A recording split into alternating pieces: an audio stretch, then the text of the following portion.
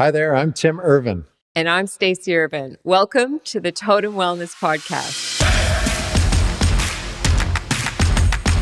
All right, welcome to the Totum Wellness Podcast. Ben Kaplan, Micha Powell, it's great to have you as our guest today. We're talking about running your way to success. I just made that title up right now. Good job. Hey, that's a pretty good one. Micha, thanks for joining us. You're one of Canada's best sprinters over the last 10 years, specializing in the 400 meters, so you don't like pain whatsoever. Yeah, I don't know what So that tough. is. I don't know what that is. You're an Olympian, a gold medalist from Commonwealth Games, 3-time All-American at Maryland. You are an author of Sprinting Through Setbacks, which we'll talk about in this episode. Podcaster, On Track with Micha, which you've, I guess is just sort of 6 months old, right? Yeah. Oh my gosh. It's So fun. It's like a baby. Podcasts are the best. You speak French and Italian. Oui, sì, Wow. parlo italiano. Which is great. So we Did might do not part of even know this that. in Italian. I'd my like that. gosh. Yeah, right. And then you and Stacey coach together at U of T We High Performance Track Club, Dream Team Thursdays. Oh, I love which is Stacey. really fun. As we were talking about a little bit, the athletes that are there are really fortunate to have two wonderful people like you as their coaches. Ben, you are a longtime writer, GQ, New York Times, New York Magazine, Forbes, and more. You're a 2-time author of books. The first being Feet Don't Fail Me Now, which I just want to quote something. Transformed yourself from a degenerate barfly into a Boston marathoner, Mostly transformed.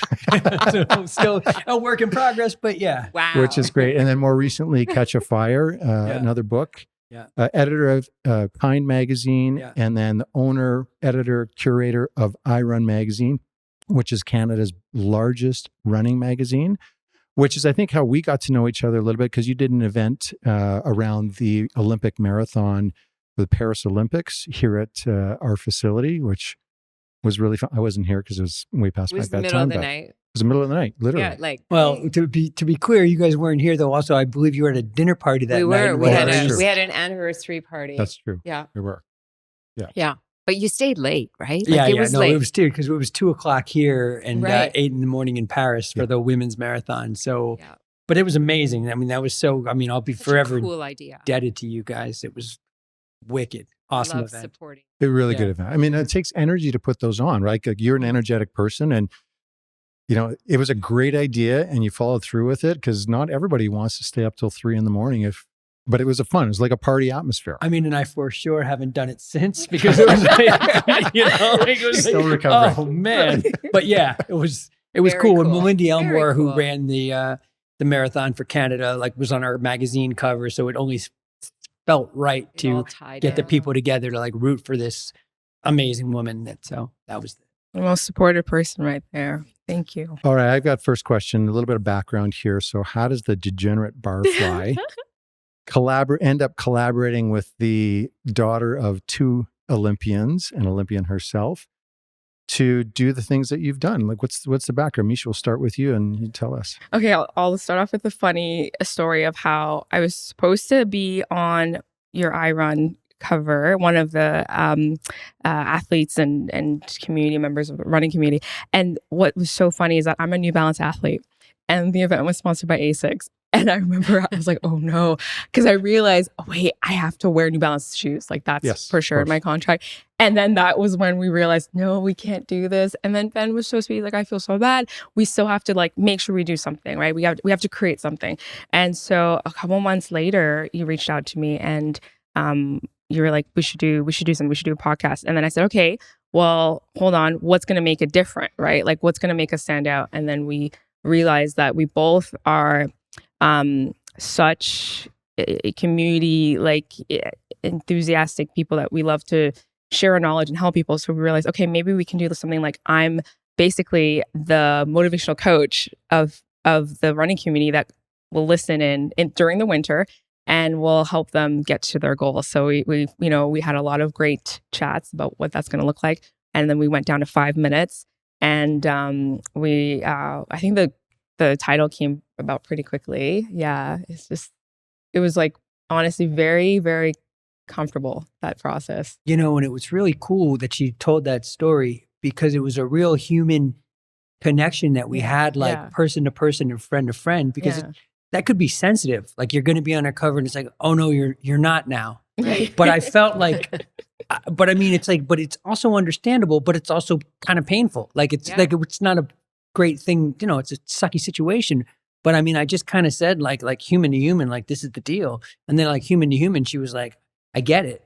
You know, I mean, it's just life. Like, let's work it out. And we did. And it was like, you know, we were better friends for it. And it's like when I think some of the stuff with her podcast and some of the stuff with what I'm doing, some of the stuff I need to get away from too is like, sometimes you want to do everything in a day. Yeah. And it's like, and if it's like not this cover right now, everything's over. But it's like, this was a good example of like, you know, we're fostering a relationship and we don't have to burn a bridge. Like, let's just work it out there when was we something even better on the horizon. Something even better on the horizon. And that was actually a group cover with a lot of people. And this ended up being just her and the whole thing was a million times better, but it was like, we just had to get there and we did it as friends. Yeah. That's awesome. You know? Yeah. It was a cool. I've got a lot of, like I have never been on the cover of a magazine, but I've been invited like so many times and just lots of conflicts and stuff. I haven't been able to. All your sponsors. Like you may have heard of Time magazine. Like that was one I was supposed to be on. And, yeah, I know it didn't work out. We've all been there. Yeah. I think that the world is such a better place because you two are doing this. I've never coached with someone so positive as you. And I think that that's such a gift to the running community. I don't know you as well, but if Micha chooses to be with you, and I've seen the work that you do, and I think that in today's world, we really need some cheerleaders. We really need some community glue, right? Is like, where is your community coming from? How are we getting together? And then how are we energizing ourselves to go and do something as hard as a run? So I'm so excited that you're both doing this. It really is wonderful for all the runners out there because it's tough. Yeah, but Let's face it. The same as with the workouts and with everything. I mean, I think what we try to distill, I mean, Misha's level is one thing, but even I think she'll tell you with her own workouts and what she's trying to do, I mean, keeping at your core that joy. Like, why am I doing this? Yes. Like, is it, if it's laborious and painful, and there are elements of that for sure. We're not going to sugarcoat like working out, but at the same time, it can be joyful and up energy instead of miserable, you know, It's the story that you tell yourself. Right? It's, Exactly. Even at her level, which is fascinating. You can explain better than me, but it's a privilege. It's a pleasure. You know, it's an expression of love and physical fitness and being able to do these things, like these wonderful things. And even if you're starting, then you can improve over time. So it's just like, be cool and dig it, you know, because it's like, man, you know, what a gift. Yeah. We talk about reframing even just before starting this podcast. And I think that that's been a really core element in why I've gotten, I would say, stronger mentally and physically over the years of my track career. And I feel like you really saw that in how I not just carry myself, but how I approach training. And I try my best in our podcast to talk about that and give people that incentive. And funnily enough, Ben came to one of my strength training sessions and he was so blown away. And I remember just kind of going, oh, right. Yeah, this is really specific and looks a little bit like, whoa. But I recognize that in you. And you saw how I was really focusing on what do I have to do. And it's all about power and speed.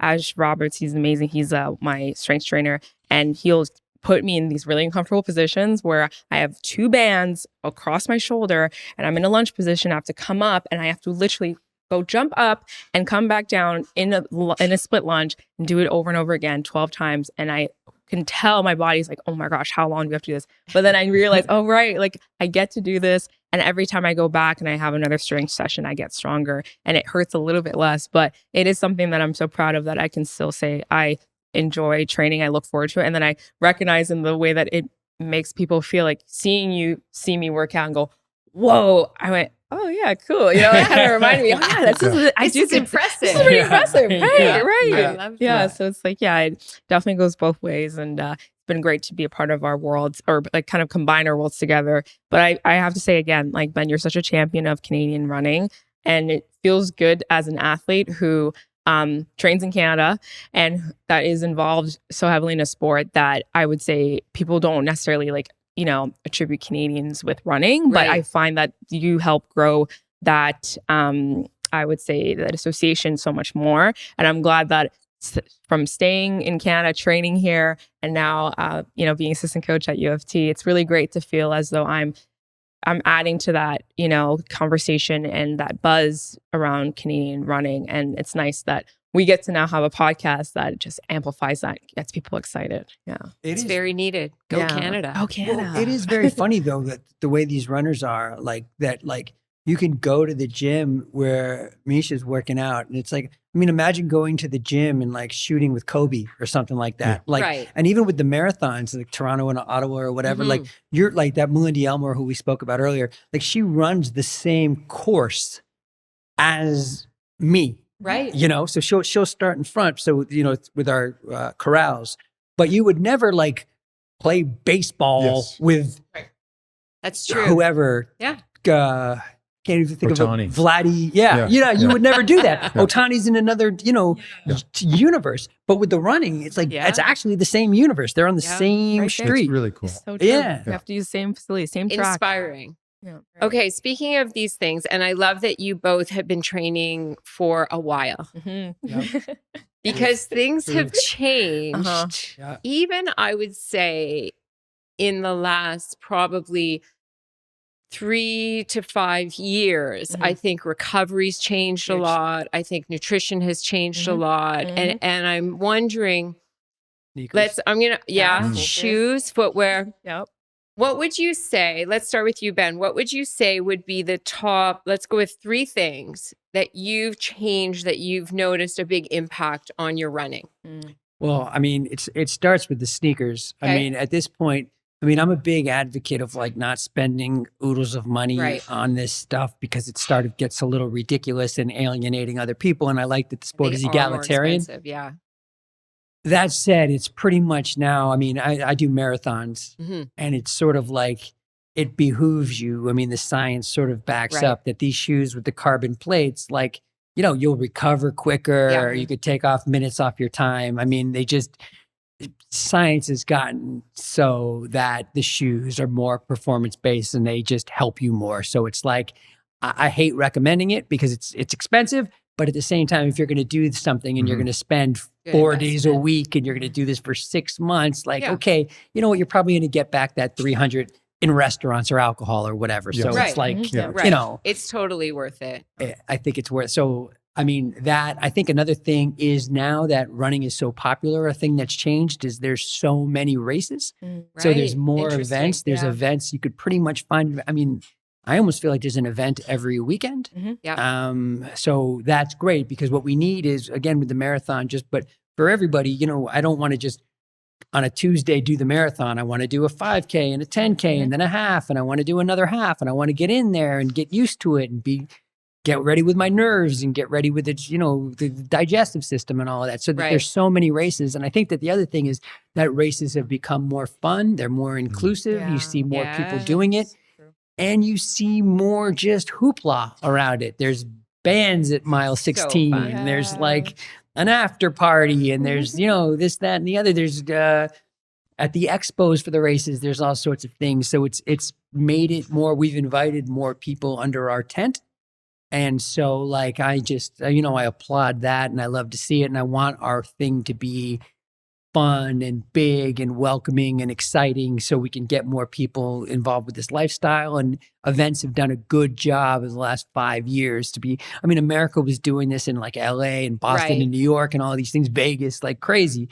But we're starting to catch up in Calgary and Ottawa and Vancouver and Toronto, like these big scenes where it's a whole, so, if you bring your kids to this expo, to the race, it's like, they're just like, wow, it's like, oh, that's awesome. I didn't know that.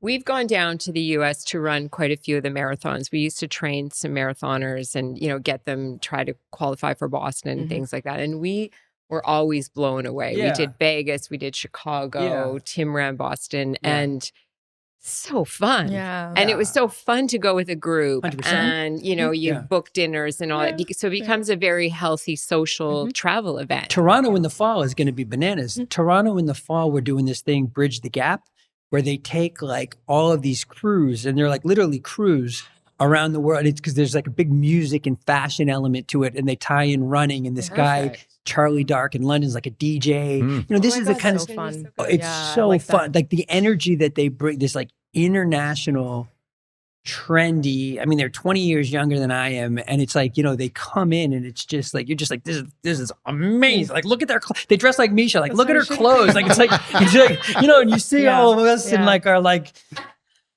I don't know, lame running room outfits, and then you see her. Like, it's just like, what is that? Like, this is like so dope, you know. And it's just good for the sport. It is good for the sport. It's gotten a new level of cool. Yeah. That reminds me, when we ran in Vegas, where you have to stay, you're always at a hotel that has a huge casino, and you're getting up early.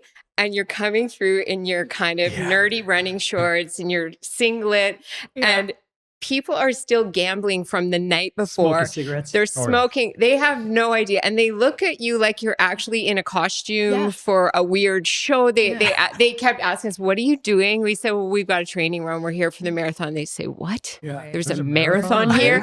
we heard, like, if I had $1 for every time I heard that. Yeah. Anyhow, okay. Those are great things. I love that advice. So Micha, what have you changed over the last few years? I think I'll take more of the like shorter distance approach to it, because I feel when it comes to gear, it's not as big of a focus for me. You know, like I think it's really important that you mentioned that about not having to spend so much, but I do agree, like there's a lot of mileage involved. So for specifically for short distances, I've noticed I like to diversify my training more, and I'm definitely not overloading as much. Like as you said about just a change in 5 years, I used to lift so heavy. Right. And I remember my back was always so sore, and I was so focused on the numbers on my chart. And I remember just being like, wait, oh my gosh, I need to clean this much, not remembering that no, you're a short sprinter. You need to get out of the blocks as fast as possible and feel as light as possible, right? And as efficient. So now training with my mom, she even brings up when she used to train for the Olympics, and she was always bogged down. Like she's a 400-meter hurdler. She was doing like 400 hurdle repeats, which is insane. Like that doesn't even to me make sense, but that's the old school way, right? Like you're going to basically be fast through just like doing it so much that your body's like, I guess I have to do this, right? Bill Bowerman. Yes, exactly. And I noticed, so for me, and I don't know if this is the best way, but it's definitely helped me mentally. I find the balance in diversifying, adding things like plyo, like speed and power and agility to my workouts, and not just being on the track all the time, adding yoga, right? As a way to actually properly let my muscles relax, has really helped me look forward to the next week and not have this like literally it's not in my throat like, oh my gosh, I have to train again. The volume. No, instead I go, cool, I can't wait. You know, let's see how fast I can go, because my body wants to do it. And so I really attribute that to changing times. I think talking about your feelings is a really nice thing that's been happening in the sport. It's like a little bit of body awareness. So I know with the difference between I'm sore because I've been doing good work and oh my gosh, my body's going to fall apart. And I notice like we're helping the kids that we coach identify the difference between I remember they'll say, oh, my glute hurts, or like my legs hurt. And I go, yeah, that's lactic. You're working hard. And it's good to see them actually go, that's not a bad thing. Like, no. Or of course, if somebody like one of our kids says, oh, I've been doing soccer practice, volleyball, this and that. And then they say, I'm so tired. And then I understand. And I'm like, we can do something different. So that's something I noticed is like diversifying the training so that I'm speaking about me, but I can see the kids too. They look forward to what we're going to do next. Mentally, you know, that's the biggest thing for me. And then really quickly on the nutrition side, I have a really funny story. I was at University of Maryland, this would have been 2016. And I remember one of my teammates who is American. I'm American as well, but I was, born and raised in Canada. So culturally, I'm more Canadian. And this guy, I remember I was eating salad. I don't know, something that had color to it. And he's like, oh, why are you always eating like so bougie? I was like, what? What do you even mean? It was salad. Like I didn't have like this, wild rice herbs with like, even then that's still normal. But anyway, it was just crazy. I was eating salad and he was so flabbergasted that I was eating that before meat or, maybe on our way somewhere. And I just realized, oh my gosh, there's no nutrition knowledge at the Right. college level. This was like 2016. And now I notice it's not this thing of like you're trying hard to eat healthy. It's just, I care about what I put in my body. Why wouldn't I? So I remember it was the norm for my teammates to eat Chick-fil-A before meets. Yeah. And me not doing that was abnormal. And I remember being like, why am I singled out? This doesn't make any sense. Well, I don't want to spend my per diem on Chick-fil-A. I'd rather just save it and cook my food. And now I'm like, okay, I wasn't crazy back then thank goodness, Love because that. I'm 30 and I love food. I love cooking. I love also going out too, but I think I'm just so well equipped because when I do go out, like, I don't know, somewhere like Louisiana, and I'm going to eat out obviously more because we can't cook in a hotel room. I know what to look for. I'm going to get the steak, but I'm going to get like a sweet potato side. I'm going to get making sure I have at least a little bit of color in what I'm eating. So that's been a big thing that I noticed, way different from when I went to Maryland. And then also recovery, just overall huge because being on our phones is insane. And I'm recognizing now, making it harder for me I'm trying to fight those habits of just scrolling to scroll and instead turning my phone literally off because that's another step, right? If I have to turn it on, that's interesting. I'm probably not going to do that. It's going to be so much more obvious that I'm turning my phone on. It's 9 p.m. Not that I shouldn't do that, but I don't do that. I don't identify as somebody who does that. So those are big things for me. Those are huge. And thank you. I'm forever going to call my salads bougie because it's going to make me enjoy them So more. every time you get salad now, it's bougie. Look at my bougie salad. My We kids had are a- going to love that. They're going to love that. We had a guest on earlier this season. Yeah. He's a strength and conditioning coach for one of the CFL teams here in Canada. Cool. And that whole metric around load was, I was really impressed They're with. not even using it anymore. So Football basically, players. Yeah. they are, when That's they big, yeah. come into the, let's say they play on a Saturday or Sunday, Sure. the next workout, so he prepares the workout for them, but it's all individualized depending on how much they did in a game. In the game. Yeah. Yeah. And so what Yeah. should they be doing? So he had like, I don't know, 5, 6, 7 different workouts depending on the position they played, how much they played. Because some people need to go, like they would have some just of them played are a couple standing. special teams, Thank you. like right. maybe 2-3 reps. So they're like good to go, They're good full to bore go. workout. Whereas, a person Some that guys getting hit constantly, like they're not going to feel up to doing a tough workout. And it was really interesting for us. Now, to be fair, he is so smart. We did our master's degrees with him. He is probably one of the top strength and conditioning coaches in the country. I don't think this is with all CFL teams. Yeah. He's just a special type of coach and very intuitive. And he said, I want good movers, which is what we all want. And I want movers. someone that's excited to move, that's going to show up to the game and not be like, God, my ankle hurts. How am I going to get through this? I'm going to take 3 more Advil.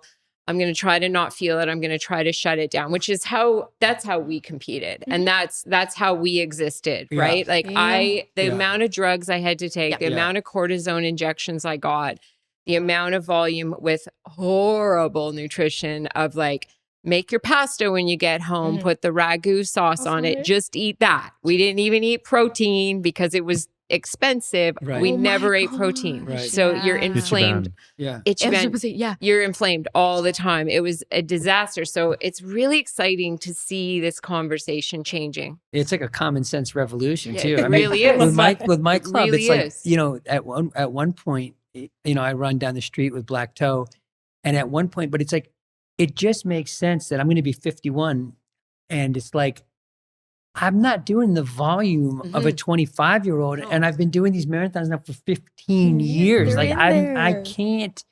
It doesn't make sense. Like, why would I be able to? My body can't do 150 kilometers. 100. I'm lying on a podcast. Yeah. I can't do 85. I'm like, there's no. We would have believed you. There's but it just doesn't make. But obviously, obviously, Yeah. obviously. So, again, I want to tie my shoes in 10 years and be able to bend over. I don't care about lowering 2 minutes and never doing it again. Like, what's the goal? I've always been impressed with track athletes and the way they train right from when I played football. And so, I played with old school conditioning coaches for the first half of my university career. And then the second half, one of Stacy's coaches took over conditioning. And we were, after the first session, this is like we practice and then he takes over conditioning at the end of practice. Right. And we're all like, that's it. Like we did a couple of 60s and maybe an easy 100. And then we go into the dressing room. We're like, what's going to happen here tomorrow? Like, obviously he's going to really bring it tomorrow. And then at the end of the first week, we had no idea. But of course, he knew what he was talking about because he could see what we were doing. He was like, you guys are getting so much activity, 2-hour practice, and then do a bunch of hard interval stop-start running. It's like, made no sense whatsoever to him. And so I think that with runners in general have been further ahead, particularly track and field, way ahead on the right methodologies, even though it has changed in the last 5 to 10 years. And it will change 5 years from now as well. More and more information is better. Any metrics that either of you pay attention to? You're kind of on the opposite ends of the spectrum when it comes to running because you're almost the longest distance and almost the shortest distance. So do you use metrics for that? Oh, you can start first. I mean, you have a for lot me, of metrics. well, I used to. Okay. I used to, but at this point, I really, and I guess this was over 2 years. I mean, last year I had cancer and I had my kidney taken out, and it's all good. They got it. It was contained, but after that, now I don't even really run with a watch, and I don't care. And even when I do New York Marathon, I did New York Marathon in November, and I did a half in Chile at the Burlington thing in February. And in none of those things, so at this point, I don't want, and this is just me, different people are, but for me, my sole metric, am I running with grace? Do I feel human? Do I feel okay? And can I speed up at the end? I would, Finish strong. That's all it is. I don't compete against like the young me. And I feel like I can, and I go off. I don't even really come in. I mean, I know which pace group I want to sort of be around, and I always run it conservatively.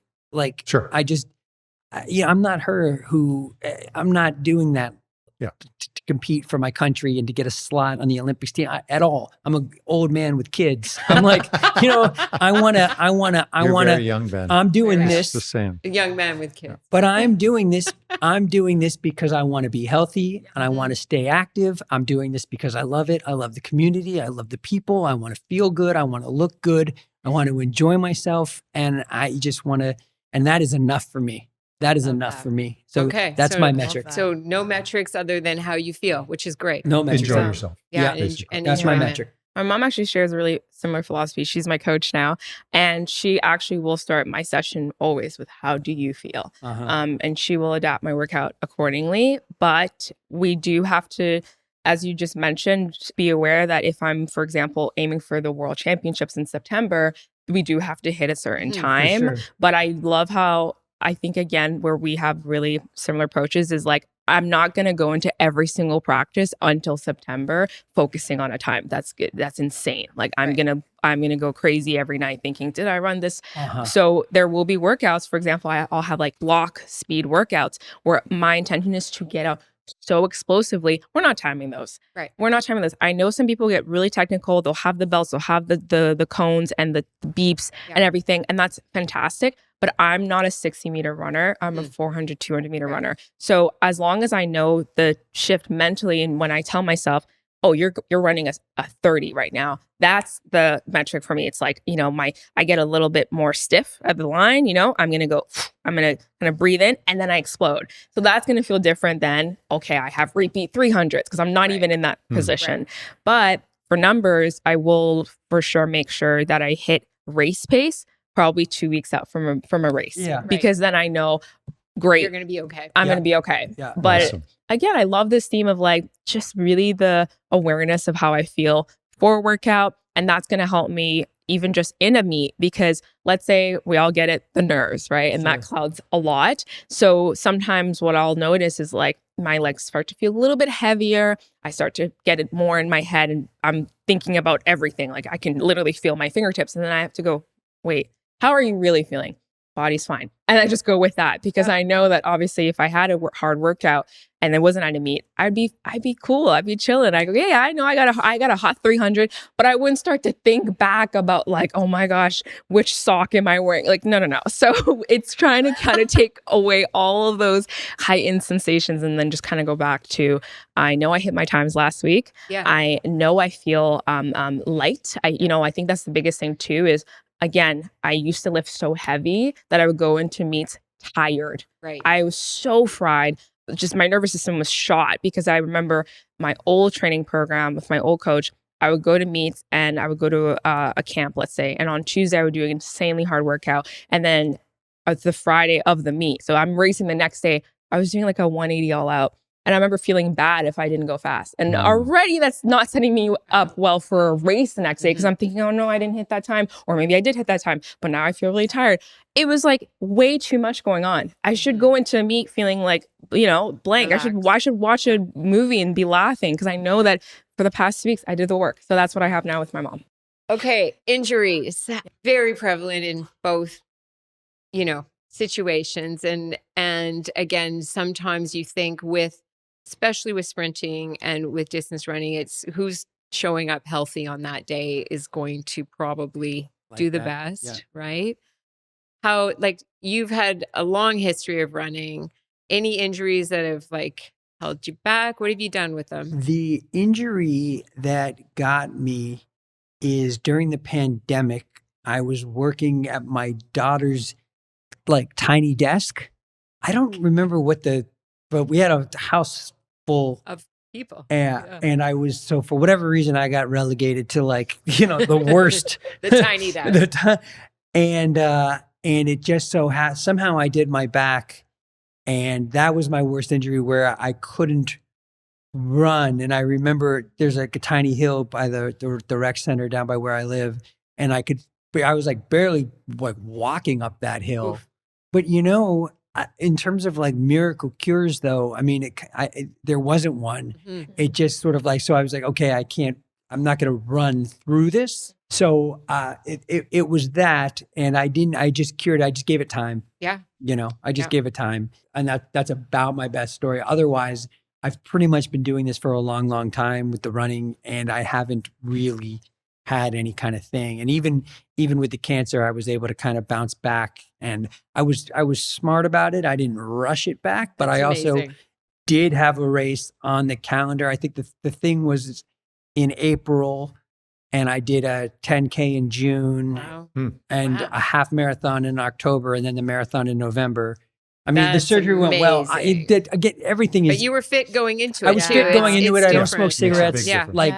So Yeah. Good So you had a good quick habits. recovery. Thank Yeah. goodness. Yeah, Amazing. yeah. So I mean, That it's a is combination amazing. of letting it, not giving up, Yes. not giving it up, not rushing, and not giving up. Yeah. And you're not pushing through injuries. No, Which is, I'm going to say, as a person who treats a lot of runners, for sure. Type A the personalities. more common Yeah. thing Yeah. is Yeah. if I tell someone they need to take it back, God forbid, get on a bike, get in the pool, whatever. I've had tears, because Sure. the running it means more to them Well, they than just the associate running. themselves with it. It's And tough. then Yeah, So that's you can a great see way of saying it. They're So like, you- I'm no longer that Yes. person. It's okay. No. I'm not Yeah. me Yeah, if not I'm me. not doing It's- that. Yeah. What people. So It's Yeah, your your identity. identity. It's Yeah. so sad because we know where Yeah. it comes from, but don't believe that. Yeah. There's so much more. Your There's so approach much more. is better. Yeah. Take your Take time. your time. Ease back into it. Listen to your body. Misha? Oh man, I had the one big one. I had a tibia injury, 2023 October. So this was, funnily enough, this was right after really insane training. It was just nonstop, 6 days a week, so much pressure on the same part of my body. And because of course you have a mixture of, I think we as athletes, we really want to please our coaches. And so I was actually thinking, well, it's okay. I'm working hard. So he'll see that I'm doing that. He'll like me more. And oh my gosh, we talked about this. I'm not a people pleaser anymore. At least I hope I don't identify as that, because I really used to think that was going to make me a better athlete, is Right. pretty much just pushing through the pain so I can show that, look, I want it.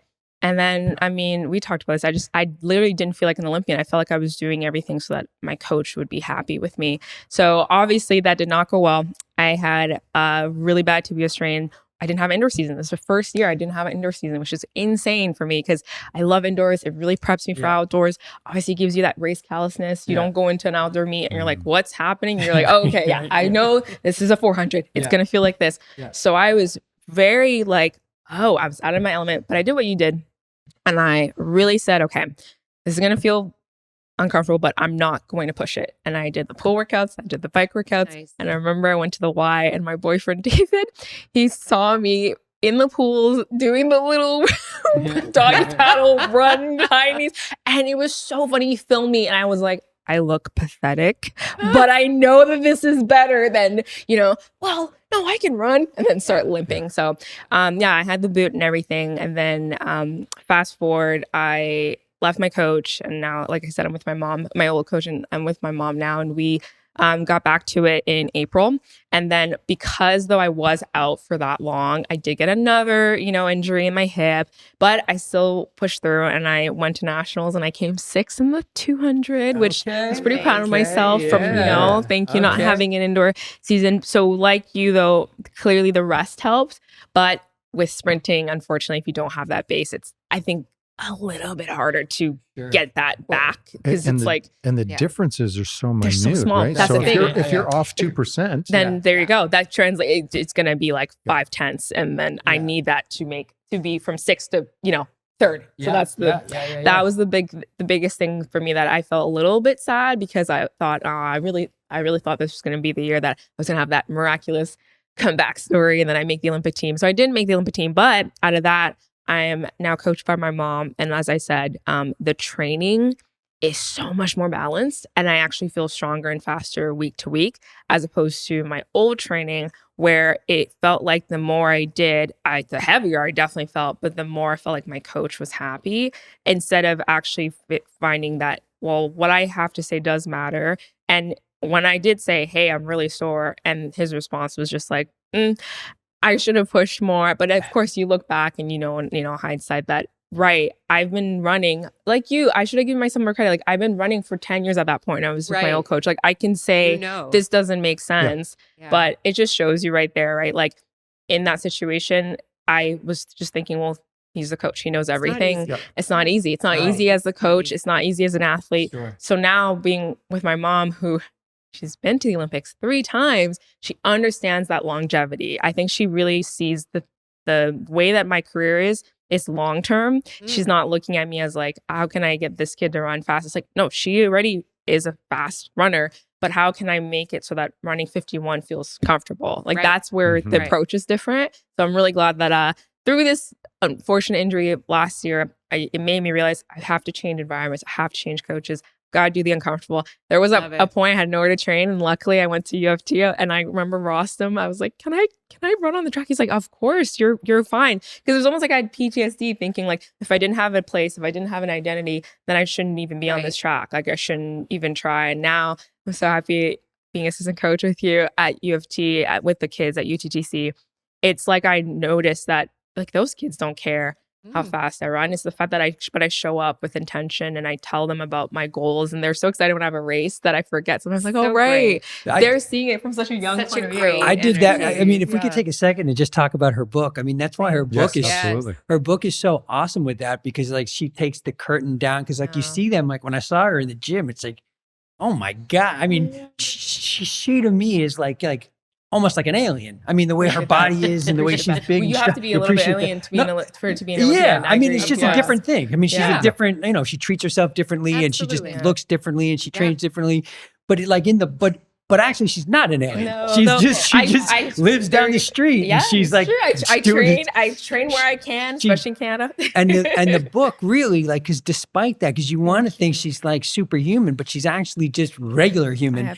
Can do superhuman things. Right. But the book worked at it for a long time. It doesn't happen overnight. Yeah, and isn't afraid to show her sort of vulnerabilities, which is like it's the same vulnerabilities that we have. It's just she has higher stakes. Yes, there's a lens on me. Like if I don't have a good season, everyone's gonna know. And I still, though, I agree. I appreciate that you said that. Like I still believed in saying what I had to say, despite, I don't care if a coach reads the book and goes, "Oh, Micha had a hamstring injury," and then thinks whatever they want, because I know myself now, and I know that I take good care of my body, and I know why I run. So thank you for saying that. It takes a long time to get there, and it takes a long time. I think Micha and I have talked about this as coaches with female athletes. It's very rare to have female coaches at the high level. Very rare. Very rare. Yeah. And that's one of the things that we love about our club is we that it's normalize it. We It's have so normalized funny. it. There's a lot of women leading the club, and I competed as a female athlete in track and field, and there was not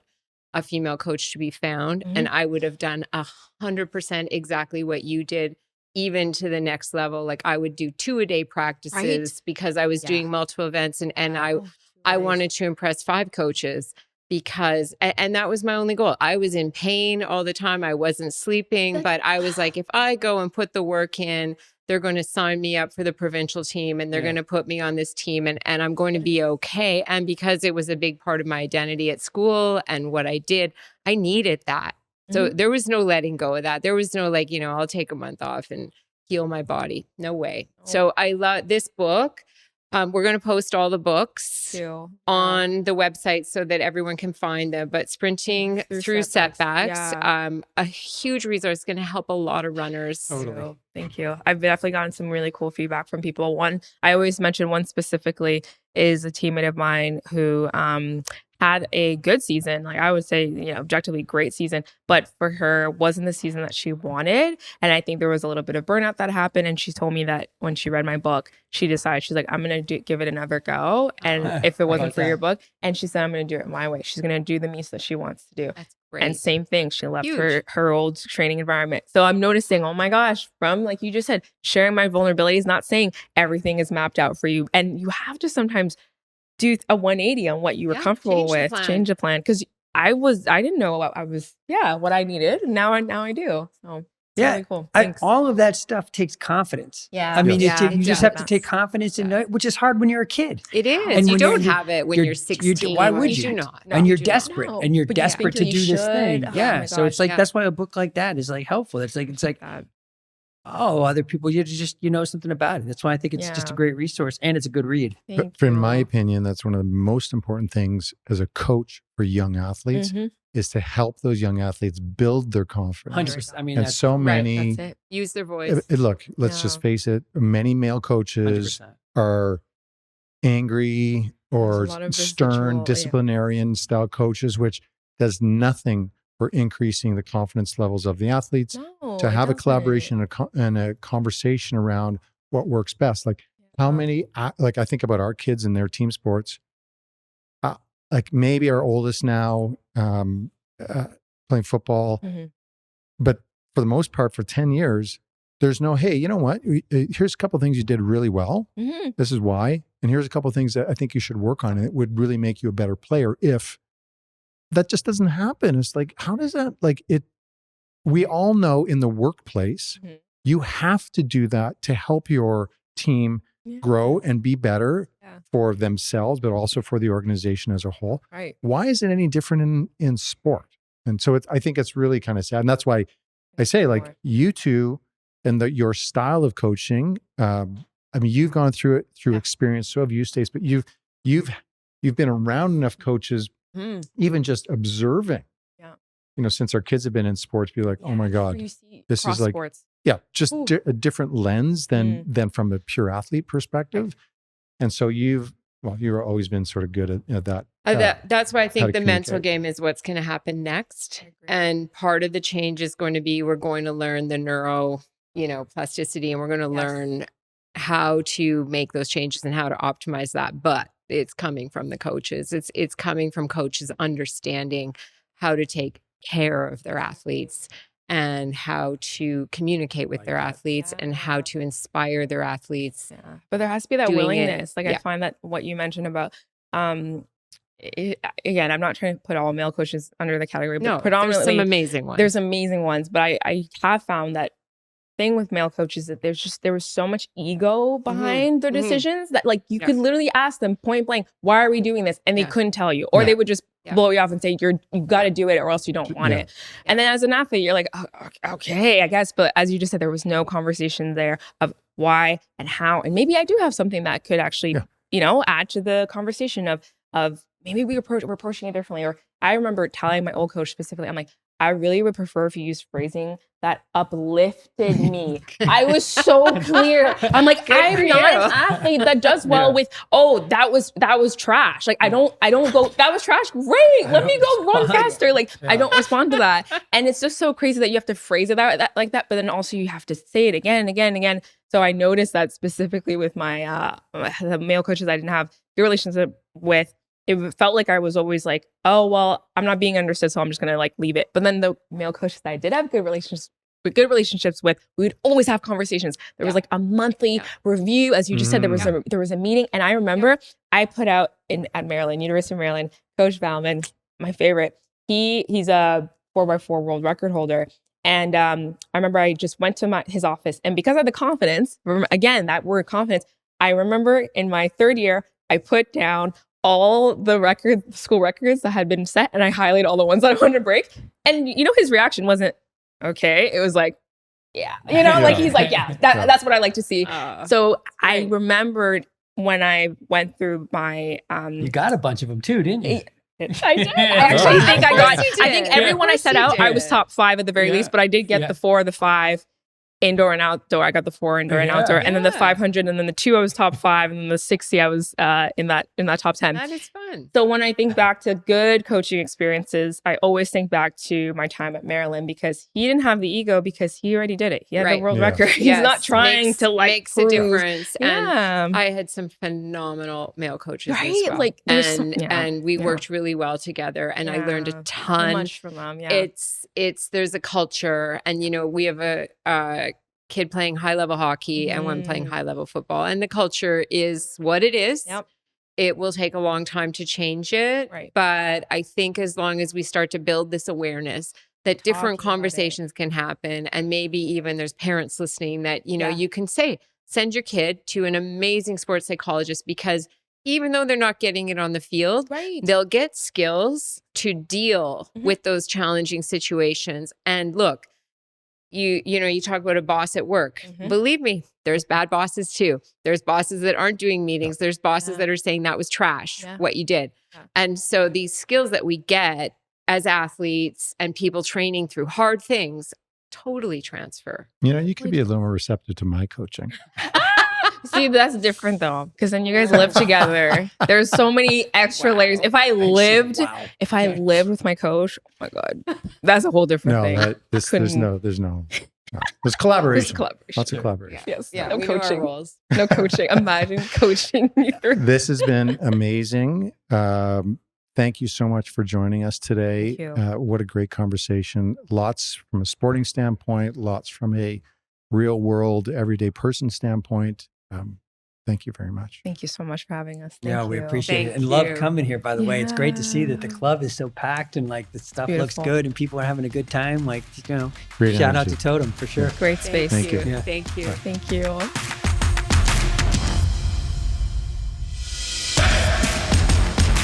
Thanks for listening to the Totum Wellness Podcast. Please follow us on Apple, Google, or Spotify, and leave a 5-star review and comment. Subscribe to us on our YouTube channel, and please spread the word to family and friends.